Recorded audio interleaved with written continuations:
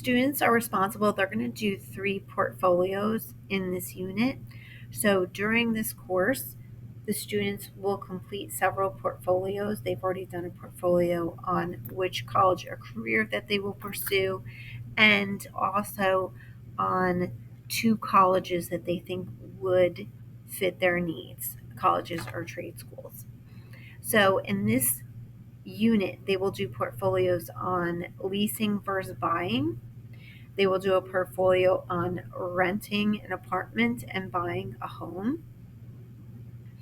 And then they'll do a final project where they're going to pick one of the topics from the unit, and they're going to create a product that shows me that they've mastered the content. And I give an example at the end of one where I compared buying a new car, a used car, and a leased car. So I'll get back to that at the end. My lesson plans are here that you'll see in the background. So the unit's called Credit and Debt, and the students are learning about the different credit they're going to use in their real life, currently and post high school. So it's a very important unit for the students. The interesting thing with this unit is it pulls from a lot of different disciplines. So it pulls from their math classes because they're going to use math that they've learned in word problems. They're going to use math that they've learned with percentages. They're going to use um, all kinds of different math involved with dollar amounts and money. So as early as kindergarten, they are able to transfer knowledge, right? Where they learned the value of money, right, as they were going through elementary school and middle school. So it is a really neat type of thing. As far as how I accommodate different learners, so in my course, I have mostly general education students, but I do have some special education students, and I will have some paraprofessionals in my classrooms. And I modify the work. Usually, it will be if we're doing a portfolio and they have to um, research 3 things, I'll have them research 2 things, or if they're going to have someone assigned to them that's going to help them through the portfolio. So that's another way that I'm going to modify the assignments and make accommodations for students who are special education, ELL 504 students. Um, so that's the way that that's going to help. I have a section outlined in here about that. um, Bloom's taxonomy. So, in this project, they are going to create, evaluate, and analyze many things. So, specifically, when they are using their portfolios to analyze, should I buy a car? Should I buy a used car, a new car, or should I lease a car? They're going to research that information. They're going to analyze the information. They're going to evaluate, which ideas are the best. What's the advantages and disadvantages of both? And they're going to create the portfolio of this is what I found out. Here's what I think I should do. And it's not always, it involves a lot of critical thinking. It's not always the lowest number that the students are going to choose. They're going to be evaluating other things like maybe I commute a long distance to work. So I wouldn't want to lease a car because I'm going to go over the mileage. So they're going to use all these higher level thinking skills and higher level Bloom's taxonomy to come up with what they choose to do in the end. So it's really a neat type of thing. I have a lot of resources for the students, a lot of articles, calculators, all types of different things. And this section is where I list all the resources that they're going to use. They are going to use different types of learning. Sometimes they're going to read and analyze and assess.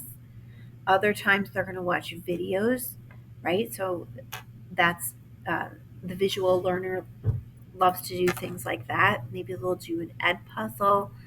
Um, so a lot of it is different types of things. We will use nature, we'll use music in the class, all these types of things to really cater to all different types of learning environments. We'll also use mathematical because it is a finance class, so they are going to be using financial calculators. So they are going to be pulling on those resources as well. Um, as I go through with the units, I am very cognizant about prime, uh, how primacy and regency is going to work out because I'm going to put lessons, I'm going to put some of the calculations, some of the loan calculations, all those types of things that are going to be challenging for the students. I'm going to put them in the beginning of the lesson. And then I'm also going to have where at the end of the lesson, like the second prime time for the students, I'm also going to have where they're going to use simulations.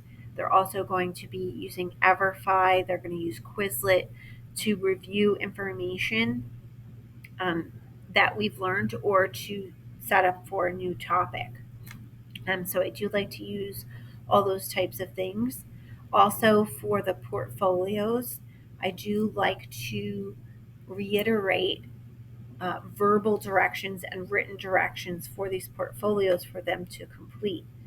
So I will do that at the beginning and at the end of class to really reinforce these things. In the downtime type, because we do have 80-minute course blocks, there will have podcasts, videos, articles. They'll perform simulations in some of this. A lot of it is self directed learning, and it works good in that downtime type of part. Reinforcements, I have so many articles and so podcasts that they can listen to. I'm a big fan of Quizlet for review type of information. So that works out. For sense and meaning, I do have the podcasts that I created for the credit unit, and it's sort of like an interview. I have someone interviewing me and talking about the topic of that we're covering. So one would be credit cards, one would be credit reporting and credit scores. So that's they can use that in their like arsenal of learning. Meaning, I'm very lucky in this course because this course has very high meaning for the students. They know they're going to be living in the real life and they do want to be successful. So they are inherently already engaged in the material. And they are looking up information of things that they know they're going to use. They know they're going to be looking up colleges or trade schools that they would be interested in. With credit, they know they're going to possess credit cards. They know they're going to want to rent an apartment or buy a car. So this is very meaningful to them inherently. Um, but I also tailor the conversation and the discussion to what they enjoy right now. I want to make it relevant, so that always works. Okay, so I also am using the SAMR model for substitution. I'll have podcasts and videos, which are very engaging for the students. I replaced some Google Forms for docs because I can analyze the data easily, and so can they, so can the students. For augmentation, I'll use Google Forms for pre-tests and tests so that they get automatic feedback. They also use the Everfi simulation module, and that also gives them feedback. Modification is I started doing lots of screencastify, especially when we were in the remote environment. But it's an excellent tool because if a student is absent or just needs a review of the content, this is very important to them. So in the units, we use lots of multiple intelligences and learning styles, lots of verbal linguistics through articles, summations, logical mathematics. It's a finance course, so we do use those loan calculators and portfolio calculations.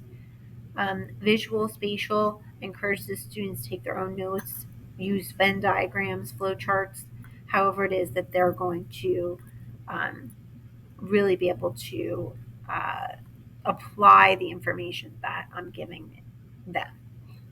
Um, we use different jingles just to remember different phrases. I like the students to move around, so they use that bodily kinesthetic. So we have 80-minute class blocks, so it's important that the students move around. Sometimes we'll do throwing a ball to each other. That really is fun for them, and they get to know the other students in the class as well. So we do lots of social activities. We do group work. They also, I'm a big fan of reflection. I want them to reflect on what they're doing so that when they do it next time, they're going to consider other things as well. Um, Nature. So we talk a little bit about nature and especially now with the advent of electric cars. So I move that into the assignments. So with TPAC, we definitely use technology. I'm all about technology. They all have their own desktop computers and Chromebook computers. So they are well equipped to engage in any technology that I put in front of them or that they discover themselves. So we use lots of podcast videos, web links, Google Forms, Google Education Suite. Um, at some points, I'll have them take videos with their cameras of what they learned. So we do that. I flip the classroom sometimes so that they will play a short video at home before they come in to school, so that we can just get right into it. So that's something I do often. Also, I like to increase engagement, and I give them a choice of what activities they want to do. They absolutely love this, and they get to explore some of their interests further. The different content that I go into, I listed the content here, but our main units are credit cards, renting a home, buying a home, buying a used car, buying a new car, leasing a car, credit reports, and credit scores. So that's what this unit will consist of. I also have a chart, okay, and transfer is really key here. I talked about that a little bit earlier about how students are learning about money as early as kindergarten. And so some of the information they can transfer onto this course. And a lot of times also that their parents really do teach them a lot about finance. And some of them are able to take that into our course and really um, go further and deeper into the subject. The other thing I want to show you is the final project. So this is something that they would create. They create a product for me. I have a rubric. It's really an interesting project because they can create whatever they want. They could do a presentation, a video, a podcast, a website. They could work solo. They can work in a group.